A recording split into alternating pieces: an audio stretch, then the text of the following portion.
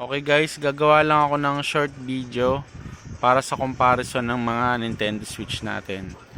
So guys, sa version 1, ito katulad nito, unpatched to. So may jailbreak din to with games. Ang kinaibahan lang nito sa OLED or sa version 2. So sa version 2, same lang naman sila na itsura guys. Then nagkatatalo lang sila sa battery life. So mas matagal ang battery life ni version 2 kumpara kay version 1. So pero sa spec same lang lahat, pati sa graphics. Okay?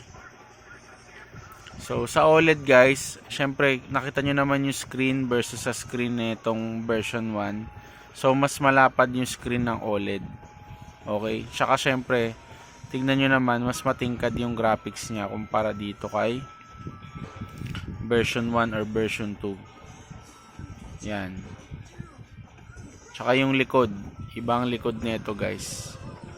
Yan o, tingnan nyo yung OLED, ibang likod ng OLED compare dito sa, kumbaga may full stand na kasi ang ito kapiraso lang yung version 1 natin tsaka version 2. Okay, sa Switch Lite naman, ang kinaibahan naman sa Switch Lite, hindi natatanggal yung controller niya sa gilid or yung Joy-Con. So nakapix na siya, ayan, mapapansin nyo. Tsaka mas magaan to guys, kaya light siya.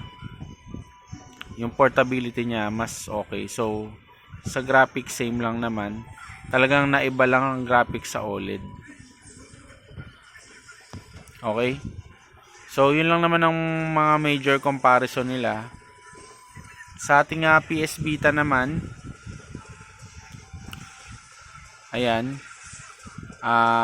kung compare sa PSP, sa PS Vita kasi guys, sa next video na lang natin to i-explain. So kung compare natin yung PS Vita at PSP. Thank you guys.